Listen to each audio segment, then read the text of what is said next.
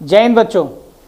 मैं फिर से साइंस के साथ, साइंस में फील के साथ और फील में आप सबके प्यार के साथ मैं आपका physics teacher, science teacher the success desire के पोर्टल पर आपका स्वागत करता हूं। मैं आशीष कुमार।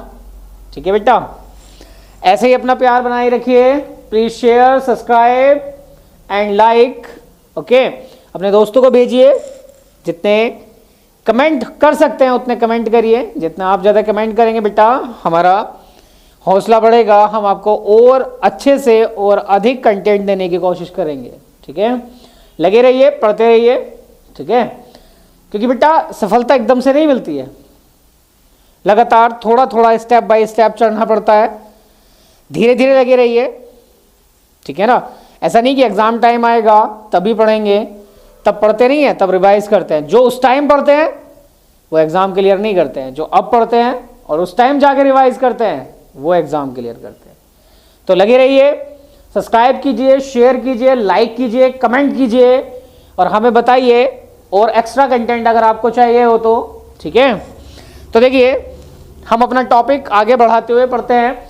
हम अपवर्तनांक की बात कर रहे थे, रिफ्रैक्टिव इंडेक्स, और मैंने बताया था रिफ्रैक्टिव इंडेक्स का फॉर्मूला होता है n equals to c upon v. n क्या होता है बेटा? n होता है हमारा अपवर्तनांक।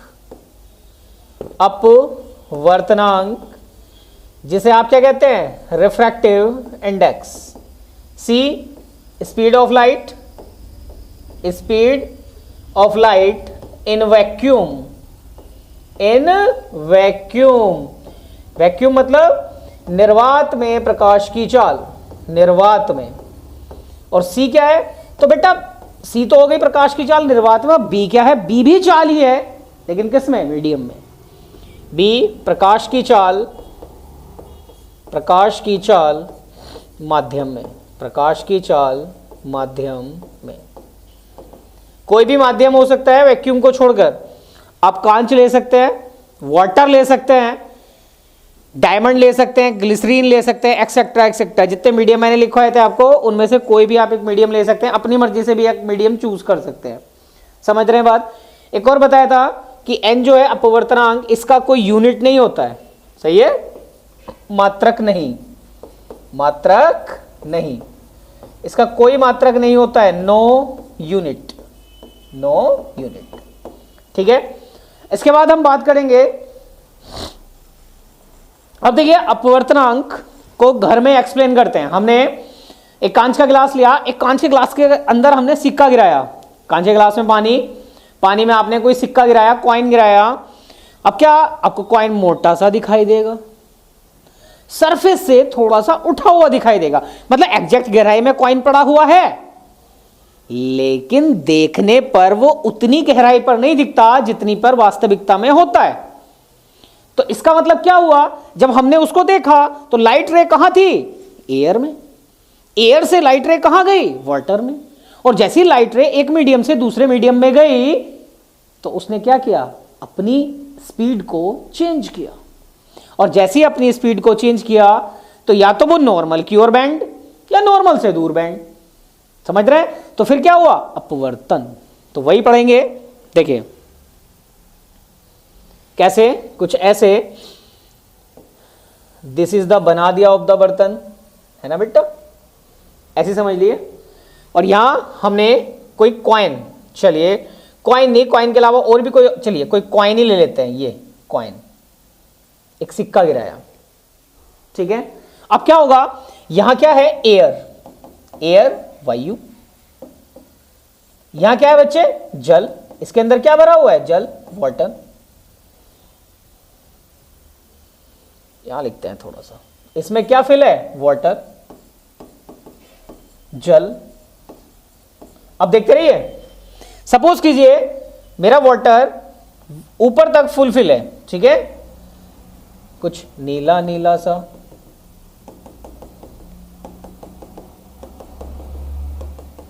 ठीक। अब रे आई, रे आई, अब क्या होगा, एक मीडियम से जब दूसरे मीडियम में जाएगी तो रे क्या होगी, थोड़ा सा बैंड होगी, थोड़ा सा क्या होगी, बैंड होगी। ये रे आई, हल्का सा बैंड हुई, इससे टकराई, इधर कोई जरूरी नहीं, इधर से भी रे आ सकती है, टकराई, थोड़ा सा बैंड हुई। अब क्या होगा, this is the exact position of the coin. ये कॉइन की क्या है, वास्तविक स्थिति है। लेकिन हमें अब इसको, वास्तविक गहराई को हमने मान लिया, वास्तविक गहराई, इसको मान लेते हैं डी। क्या मान लेते हैं बेटा, डी, जिसे इंग्लिश में कहते हैं रियल डेप्थ, रियल डेप्थ। अब क्या हुआ, कॉइन थोड़ा सा ऊपर उठा दिखा यहां। अब क्या हुआ, लाइट रे यहां आई और यहां से क्या हो गई बेटा, रिफ्लेक्ट हो गई, वापस हो गई। यहां से मीन ओरिजिनल पोजीशन ये है, लेकिन हमें दिख कहां रही है, यहां दिख रही है। बात समझ रहे हैं ना, this is the original position, वास्तविक गहराई। लेकिन जब कॉइन यहां दिखाई दिया तो ये जो डेप्थ है इसको मैंने क्या मान लिया, डी डैश, और ये हो गई बच्चे मेरी आभासी गहराई, आभासी गहराई, जिसे कहते हैं एप्रिएंट डेप्थ, एप्रिएंट डेप्थ। समझे। अब जब हम एक मीडियम से दूसरे मीडियम में जा रहे हैं, यहां क्या है, एयर, एयर के लिए मैंने रिफ्रैक्टिव इंडेक्स, अपवर्तनांक क्या मान लिया, n1। ये क्या है, वाटर, इसके लिए मैंने अपवर्तनांक क्या मान लिया, n2। क्या मान लिया, n2। अब देखिए, तो मैंने आपको फॉर्मूला, अब देखिए अपवर्तनांक n क्या होता है, n बराबर होता है वास्तविक, वास्तविक गहराई अपॉन आभासी गहराई, आभासी गहराई। या और बात करें तो रिफ्रैक्टिव इंडेक्स, भाई n क्या है मेरा, रिफ्रैक्टिव इंडेक्स। क्या लिख सकता हूं बेटे, real, real depth upon apparent depth, apparent depth. चीजें समझ रहे हैं ना। अब बेटा n इक्वस, भाई हमने रियल डेप्थ, वास्तविक गहराई कितनी है मेरी, d, और बेटा आभासी गहराई कितनी मानी, d डैश। एक और मजे की बात, और मैंने रिफ्रैक्टिव इंडेक्स भी निकालना सिखाया था कि अगर एक मीडियम से दूसरे मीडियम में जा रहे हो तो जिस मीडियम में जाते हैं उसके रिफ्रैक्टिव इंडेक्स को ऊपर रखते हैं, और जहां से चलते हैं उसको नीचे रखते हैं। मीन मैं n की वैल्यू भी रिफ्रैक्टिव इंडेक्स के टर्म में क्या कह सकता हूं, n2 upon n1, n2 upon n1। Is it clear. Mean यहां से अगर फॉर्मूला निकाले तो भाई मैंने लिखा n equals to d upon d dash, और n equals to n2 upon n1। Mean दोनों को बराबर रखें, फ्रॉम 1 and 2, फ्रॉम 1 and 2। तो बेटा ये कह सकता हूं मैं कि d upon d dash equals to n2 upon n1। ये आया हमारा फॉर्मूला। यहां से हमें एप्रिएंट डेप्थ और रियल डेप्थ निकाल सकते हैं बड़ी आसानी से। क्वेश्चन क्या करेगा, क्वेश्चन कभी ऐसे करेगा बेटा, आपको एक रिफ्रैक्टिव इंडेक्स दे देगा, एक अपवर्तनांक दे देगा, दूसरा मालूम कर लेगा, या दोनों अपवर्तनांक दे देगा, रियल डेप्थ दे देगा, एप्रिएंट डेप्थ निकाल देगा, या एप्रिएंट दे देगा, रियल निकलवा लेगा। बात समझ रहे हैं ना। देखिए क्वेश्चन करके बताते हैं आपको, सही है, क्वेश्चन से ज्यादा क्लियर होगा बेटा चीज को। यहां तक बात समझ में आई होप। आगे बढ़ चलें, चलिए एक क्वेश्चन करते हैं बेटा। लिखिए, एक बाल्टी के अंदर एक सिक्का,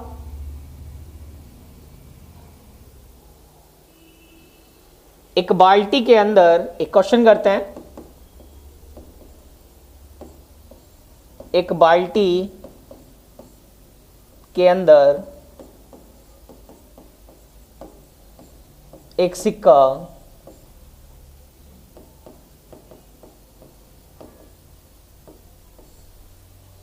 एक सिक्का 50 मीटर की गहराई में रखा गया है, रखा गया है। यदि बाल्टी में जल भरा हो, जल भरा हो, तब आभासी गहराई ज्ञात कीजिए, ज्ञात कीजिए।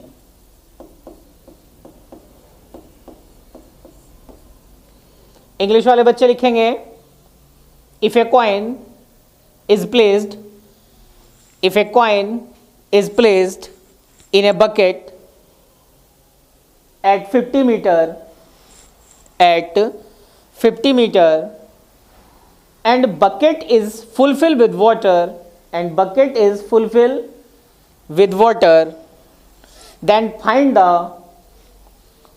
the apparent depth of the coin. Find the apparent depth of the coin. Find the apparent depth of the coin. Clear? आ जाइए। तो देखो इट इज द बना दियो बाल्टी। क्लियर? आपने बच्चे यहाँ सिक्का गिरा, यहाँ कोई कॉइन पड़ा हुआ है ये, और आपने कहा है इसमें जो 50 मीटर तक फुलफिल क्या है, वाटर है। इसका मतलब ये क्या हो गई मेरी रियल डेप्थ, क्या हो गई मेरी रियल डेप्थ। और रियल डेप्थ को हमने क्या माना था, डी, मीन डी की वैल्यू 50 मीटर, डी की वैल्यू 50 मीटर। अब डी डैश निकालना है। डी डैश क्या, आभासी। भाई कॉइन यहां है, लेकिन कॉइन ये इतनी ऊंचाई पर कुछ दिखाई देगा जब हम बकेट के ऊपर से देखेंगे। बात समझ रहे हैं ना? और ये जो मानते थे, ये क्या मानते थे बेटा हम, D dash, mean D dash हमें निकालना है। अब एक और बात, रे आ कहां से रही है, रे आ रही है एयर से। कहां से आ रही है, एयर से। भाई बकेट के ऊपर तो हवा होगी, वहीं से तो पहले लाइट की रे जाएगी। तो इसका मतलब अगर एयर के लिए बेटा एन की वैल्यू अप्रॉक्स क्या रखते हैं, 1, बताया ना। देखो वैक्यूम के लिए 1 होता है, एयर के लिए होता है 1.00029, लेकिन क्योंकि पॉइंट के बाद 3 जीरो आते हैं तो लगभग हम उसको क्या मान लेते हैं, एक ही मान लेते हैं। ठीक है। और बेटे वाटर जो है, वाटर का रिफ्रैक्टिव इंडेक्स 4/3 या 1.33। भाई एन, इसको n1 और n2 क्या मान लिया आपने, 1.33। ठीक है। और 1.33 को हम सोल्व करें तो हम इसको 4/3 भी लिख सकते हैं, यस और नो, या है ना। तो आ जाओ, n1 बच्चा पार्टी, n1 1, n2 4/3। फॉर्मूला क्या निकाला था, फॉर्मूला निकाला था बच्चे हमने, क्या था, n2/n1 equals to d/d dash, yes और नो। n2 की वैल्यू कितनी, 4/3 इंटू n1 कितना बेटा 1, d 50 अपॉन क्या निकालना है, d डैश, क्रॉस मल्टीप्लाई कर देंगे। 4 की d डैश से होगी 4d dash equals to 50 into 3, या d डैश निकाले बच्चे तो क्या आ जाएगा 50 इंटू 3/4, या 150/4, 4 3 जा 15, 4 3 12, कितना बचा बेटा 3 30, 4 7 28, 2 20, 4 5 20 मीटर। मतलब कॉइन कितना उठा हुआ दिखाई देगा, ऊपर से देखेंगे तो कॉइन की हाइट कितनी होगी, डेप्थ कितनी होगी 37.5, रियल क्या थी उसकी 50। तो this is the numerical. I hope के समझ में आया होगा, क्लियर है। चलिए एक न्यूमेरिकल आपको घर के लिए देते हैं, लिखिए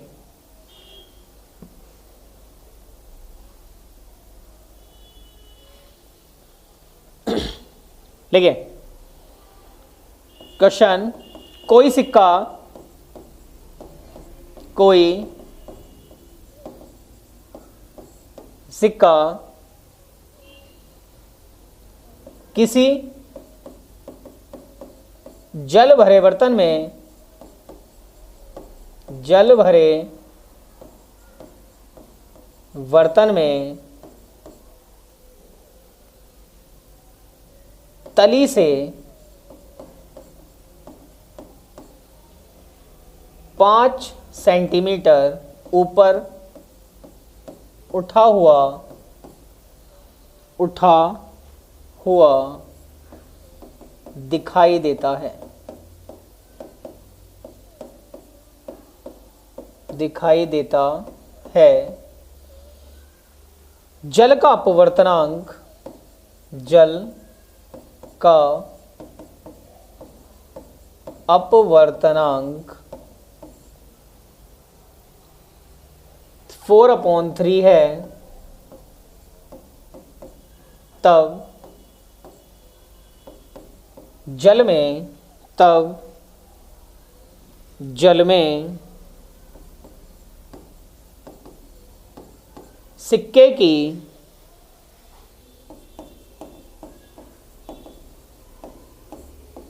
वास्तविक गहराई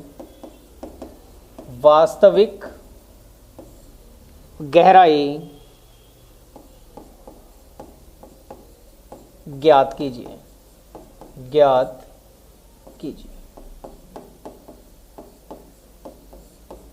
ठीक है, इंग्लिश वाले लिखेंगे a coin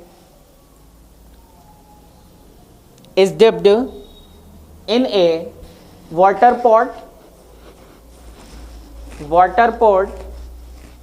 and it appears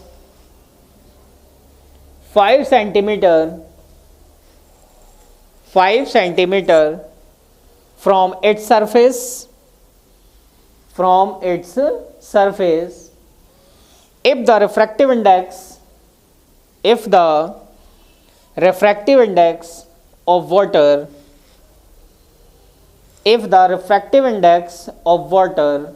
is 4/3, then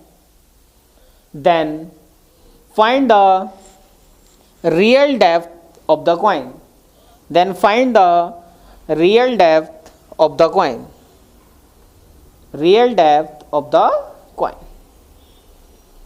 clear? Question कीजिए फिर, ठीक है। जिसका आंसर है बेटा कमेंट बॉक्स में कमेंट करेगा। ओके, चलिए अब देखिए इसके एग्जाम्पल्स की अगर बात करें बेटा कि अपवर्तन के एग्जाम्पल्स कौन कौन से एग्जाम्पल्स होते हैं बेसिकली जो जनरल लाइफ में हमें दिखाई देते हैं। सही है, तो फर्स्ट होता है तारों का टिमटिमाना। देखो बेटा, तारों के पास खुद की लाइट नहीं होती है। सही है, खुद की लाइट नहीं होती है तारों के पास। वो क्या करते हैं, लाइट को एब्जॉर्ब करते हैं। सही है, सॉरी, लाइट को एब्जॉर्ब नहीं करते, लाइट जाती है, उनसे टकराती है और वापस आती है। सही है ना, और उसमें तारे क्या होते हैं, हमें ट्विंकलिंग करते हुए दिखाई देते हैं। तारे क्या करते हैं, ट्विंकलिंग करते हुए दिखाई देते हैं। वैसी और क्या हो सकता है, पानी की बाल्टी में, मैंने बताया था ना, पानी की बाल्टी में देखिए आप कोई पेंसिल या आपने एक डंडा लिया, डंडे को आपने पानी की बाल्टी में डुबो दिया, आधा डंडा बाहर आधा डंडा अंदर। अब पानी की बाल्टी के अंदर देखोगे तो डंडा क्या थोड़ा सा तिरछा दिखाई देगा। सेम एज आप प्रैक्टिकल कर सकते हैं, आप एक पेन लें, कांच के गिलास में पानी भरें और उसमें उस पेन को डुबोएं, तो जितना पार्ट उसके अंदर जाएगा पानी के अंदर वो आपको तिरछा दिखाई देगा। तो this is the example of the refraction. ये भी क्या है, अपवर्तन का ये एक एग्जाम्पल है। और बात कर सकते हैं कि सूर्यास्त या सूर्य उदय होने पर रेडिश दिखाई देना, मतलब पहले से रेडिश दिखाई देना। बात समझ रहे हैं ना, रेडिश दिखाई देना। ठीक है, तो बेटा तो ये भी क्या है, प्रकाश का अपवर्तन। ठीक है, अब उससे आगे चलते हैं। तो बेटा हम बात कर रहे थे प्रिज्म की, तो प्रिज्म होता क्या है, तो किसी एंगल पर जब दो प्लेन सरफेस को मिलाया जाता है, किसी एंगल पर जब दो प्लेन सरफेस को मिलाया जाता है तो उससे जो स्ट्रक्चर क्रिएट होता है, उससे जो आकृति बनती है उसी को हम क्या कहते हैं, प्रिज्म। गांव में वो एक वर्ड यूज होता है ना, बिटोड़ा, कुछ ऐसा सा होता है ना, तो वैसे से स्ट्रक्चर है प्रिज्म, ठीक है ना बेटा। अब क्या होगा, हमने बड़ा पढ़ा है कि प्रिज्म से जब कोई व्हाइट लाइट पास कराते हैं तो अपने 7 विजन में टूटती है, 7 रंगों में टूटती है, इंद्रधनुष बनता है, ठीक है ना। और 7 रंग कौन कौन से होते हैं, हिंदी में कहें तो हैप्पी वैजानी नाला, बिबग्योर, इंग्लिश में कहें तो बिबग्योर।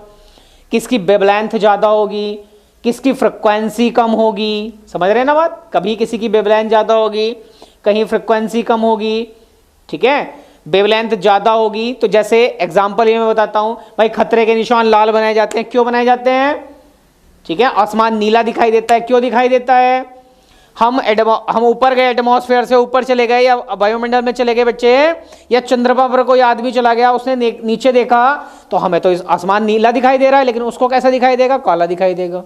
क्यों दिखाई देता है, समझ रहे हैं ना। एक क्रांतिक कोण होता है, क्रिटिकल एंगल, वो क्या होता है, पूर्ण आंतरिक परावर्तन होता है, वो क्या होता है, ठीक है। तो ये सारी डिस्कशन हम नेक्स्ट क्लास में करेंगे। तो please share, subscribe and like, और ऐसे ही अपना प्यार बनाए रखिए बच्चे। आप ही हमारी एनर्जी हैं, आप ही हमारी इंस्पायरेशन है, ठीक है ना। आप हमें सपोर्ट करेंगे तो हम आपको और ज्यादा और अच्छा कंटेंट ढूंढ कर देने का प्रयास करेंगे। धन्यवाद, हैव ए नाइस डे।